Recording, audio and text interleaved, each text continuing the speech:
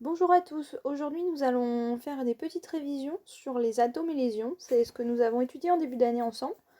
Et donc je vais vous rappeler les grandes notions principales et on fera quelques exemples à la fin. Il y aura également un exercice qui vous permettra de vous entraîner, de voir si vous arrivez à réaliser ces exercices tout seul. Bien évidemment, vous aurez la correction la semaine prochaine.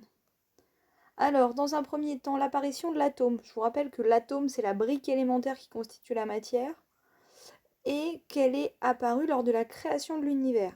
Je vous conseille d'aller voir euh, le cours sur l'univers pour les rappels. Ça va être mis en ligne en même temps que cette vidéo. Donc vous aurez accès à ce cours en même temps. Ensuite, un atome, de quoi est-ce que c'est composé? Donc c'est composé d'un noyau autour duquel gravitent des électrons. Je vous rappelle que les électrons, ils ont une charge négative. Donc voilà comment ça se présente. C'est une structure qu'on a déjà vue ensemble. Et donc, vous avez deux éléments, les neutrons et les protons, qui sont ici, dans le noyau. On vous dit le noyau est en vert. Bon, une fois que j'ai surligné, il n'est plus vraiment vert, mais voilà. Et autour, vous avez donc les électrons qui gravitent. Ils sont là, les électrons ici. D'accord? Et on vous rappelle qu'il a une charge électrique neutre. Ça veut dire que si on les compte, on a autant de charge moins que de charge plus. 1, 2, 3, 4, 5 charge plus. 1, 2, 3, 4, 5 charge moins. Donc, quand on a autant de plus que de moins, on a une charge électrique qui est neutre. Ici, je vous mets un petit visuel rapide sur le tableau périodique des éléments. Donc, je vous rappelle qu'il a cette allure-là, et on va voir ensemble quelles sont les informations qui sont indiquées généralement dans un tableau périodique et qu'est-ce qu'elles signifient. Alors, tout d'abord, l'ensemble des atomes connus, ils le sont dans ce tableau périodique des éléments. Tous les éléments que l'on connaît sont dedans. Et je vous rappelle que ces éléments sont les mêmes dans tout l'univers. Je rappelle, l'adamantium, ce n'est pas possible. Le vibranium non plus d'ailleurs. Ensuite, je vous rappelle qu'un atome, ça se présente de cette façon. C'est-à-dire qu'on a un grand X, un Z en indice et un A en exposant, mais tout ça se place devant le X. Alors, qu'est-ce que ça représente? Le X, c'est le symbole qui représente l'atome. Ça va soit être une lettre en majuscule, soit une lettre en majuscule avec une lettre en minuscule. D'accord? Le A, c'est ce qu'on appelle le nombre de masse. Il est là. Et donc, c'est celui qui correspond au nombre de nucléons. Les nucléons, c'est ce qu'on trouve dans le noyau.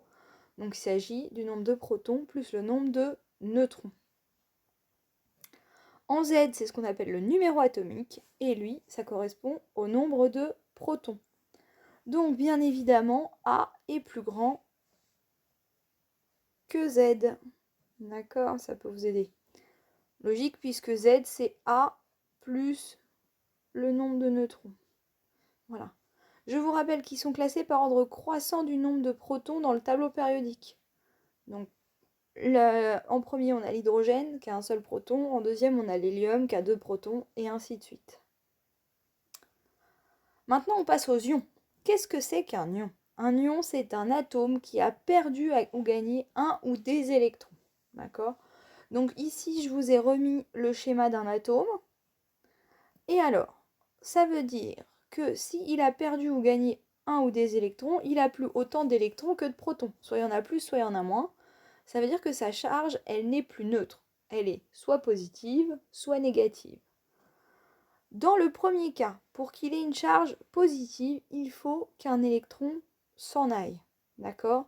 S'il y a un électron en moins, comme ça, et bah du coup là j'ai 5 charges plus dans le noyau et seulement 4 autour. Donc j'ai une charge plus en plus. Donc c'est un ion positif. Par contre, si j'ai un électron qui arrive, là dans ce cas-là, je vais me retrouver avec 6 électrons total pour 5 protons. Ça veut dire que je vais avoir une charge moins en plus. Donc il y a plus d'électrons que de protons. La charge est négative. Voilà, ça c'est pour la partie cours. Normalement, c'est pas très compliqué à suivre. C'est des choses qu'on a déjà vues. Vous pouvez regarder une nouvelle fois la vidéo pour vous assurer que vous avez bien compris. On va maintenant passer aux exemples. On va commencer par la composition d'un atome. Donc la consigne, c'est de donner le symbole et la composition de l'atome de zirconium. Pour faire ça, comment on fait? On va d'abord aller chercher le zirconium dans le tableau périodique. Et moi, je vous dis qu'il est au croisement de la ligne 5 et de la colonne 4. Donc vous prenez un tableau périodique dans votre livre, sur Internet, tout ça, vous allez le trouver. Et son symbole, c'est ZR 9040. Je vous rappelle une majuscule puis une minuscule pour le symbole, 90 et 40. Qu'est-ce que ça signifie? Donc, je vous dis, on voit que A est égal à 90, Z est égal à 40. Alors, si Z est égal à 40, ça veut dire qu'il y a 40 protons. D'accord? Je vous rappelle qu'il y a le même nombre de protons que d'électrons parce que c'est électriquement neutre. Donc, on a déjà deux des éléments sur les trois qui constituent un atome. Comment on va faire pour trouver le dernier? Bah, on a 90, on a 40. On sait que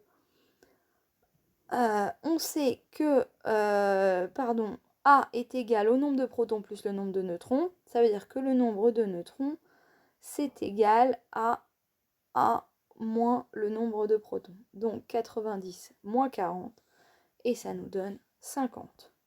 Si on fait le bilan, le zirconium, son symbole, c'est ZR, il a 40 protons, 40 électrons et 50 neutrons.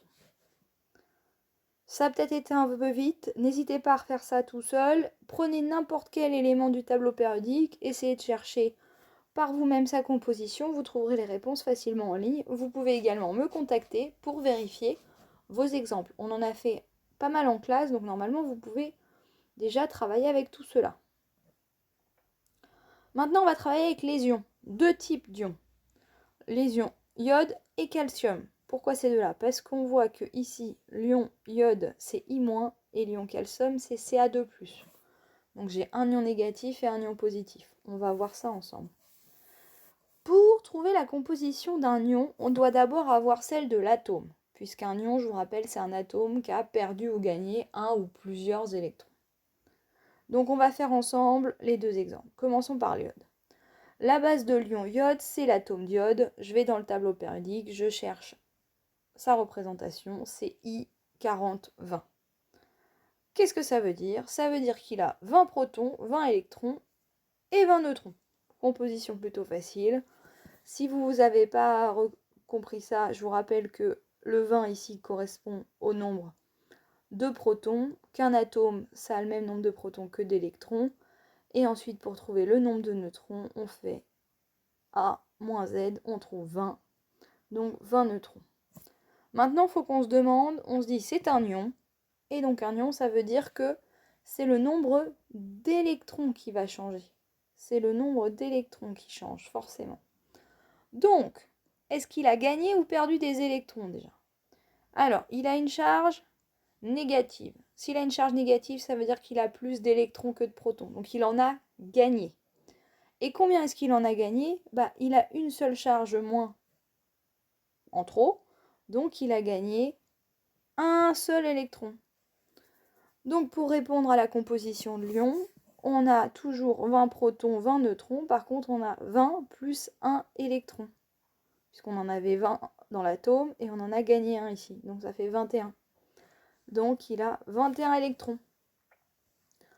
On va refaire la même démarche avec le calcium. On prend la base de l'atome. On l'a ici. Donc calcium, c'est Ca 127,53. On prend la composition de l'atome, 53 protons, 53 électrons.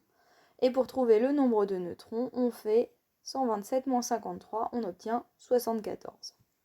Ça, c'est la composition de l'atome. Nous, notre ion, il a une charge de plus. De plus, ça veut dire qu'il a deux charges plus en trop. S'il a des charges plus en trop, ça veut dire qu'il a perdu des électrons. Les électrons sont partis.